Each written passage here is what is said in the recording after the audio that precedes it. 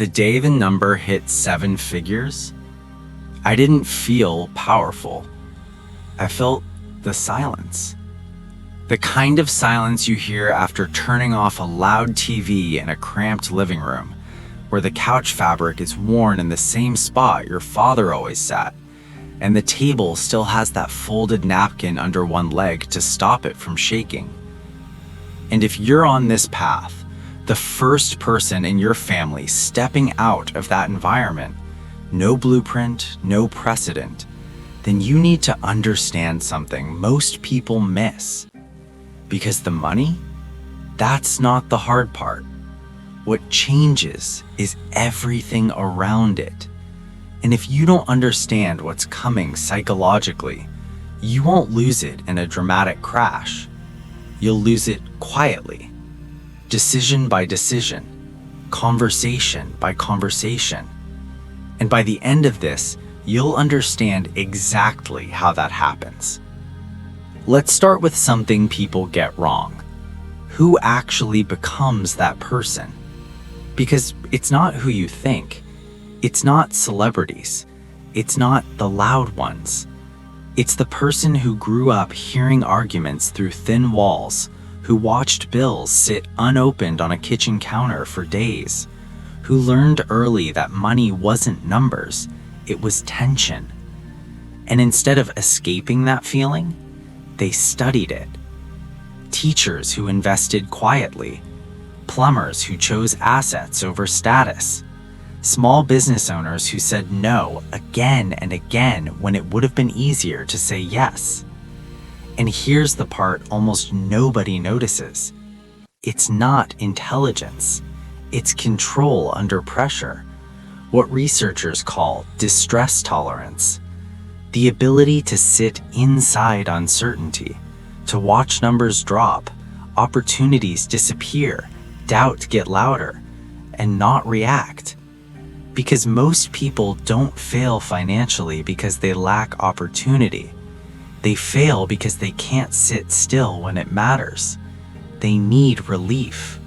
So they sell early, avoid discomfort, chase shortcuts. First-generation builders feel the same pressure. They just don't obey it. And not distinction. It decides everything later, but not in the way you expect.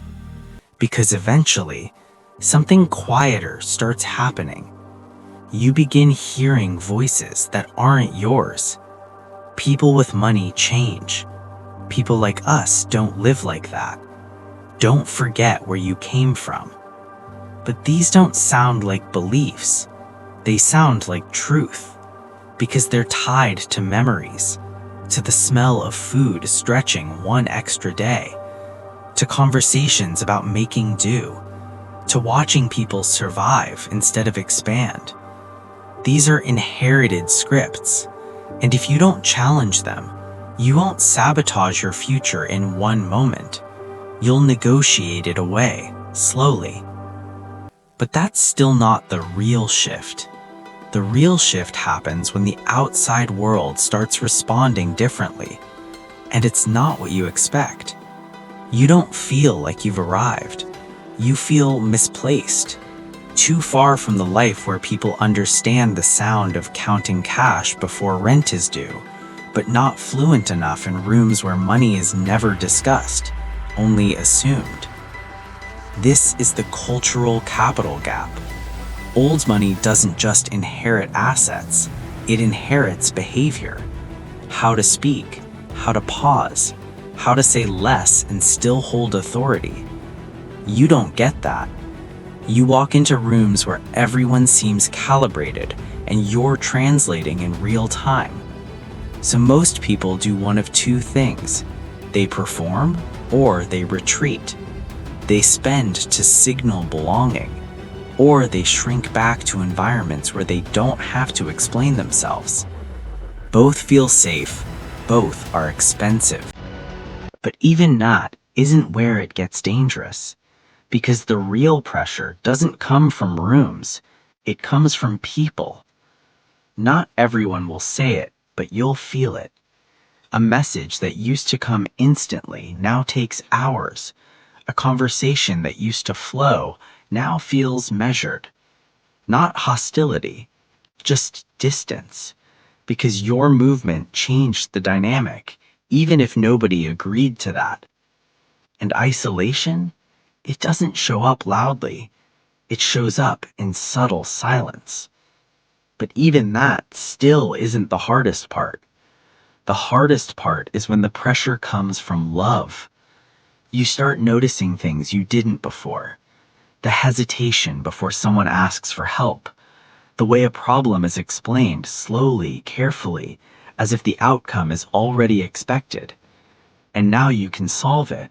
So the question becomes, why wouldn't you? And this is where people lose everything quietly. Not through markets, through generosity without structure, paying off debts, covering emergencies, becoming the solution again and again. And it feels right until it doesn't. Because what you're removing isn't just pain, you're removing urgency. And without urgency, growth disappears. So what begins as support becomes dependency. That's why the shift isn't to give less, it's to give differently. Strategic generosity, clear boundaries, defined support, endpoints. And here's the tool most people don't use early enough: a buffer, an accountant, an advisor, a system that sits between you and emotional decisions. So it's not you saying no, it's the structure. And that structure protects more than money. It protects relationships. But even with all of this, there's still one pattern that decides everything. Most families don't lose money in one generation. They lose it across 3. Not because of bad decisions, because of softened pressure. The first generation remembers the sound of compromise, the weight behind every purchase, the discipline built in environments where mistakes had consequences. The second generation sees it, but doesn't feel it. And the third? They inherit outcomes without context. And when memory disappears, so does stewardship. That's why families that last don't just pass down money, they pass down systems. Education before access, responsibility before control, structure before freedom. And one of the most underestimated tools in all of this is giving, not as charity, as identity. Because when wealth is tied to something beyond consumption, it changes how it's treated, how it's protected, how it grows. So let's bring this back to you. You didn't just change your bank balance, you changed environments, internal ones, social ones, family ones, and each of them has its own pressure, its own cost, its own traps. And if you don't see them clearly, you won't lose everything at once. You'll just slowly become someone who can't hold what they built. And maybe that's the real shift nobody talks about. Becoming the first millionaire in your family isn't about reaching a number. It's about becoming the kind of person who can carry that number without letting it rewrite everything around them. And what most people never realize is that this is where the real work actually begins.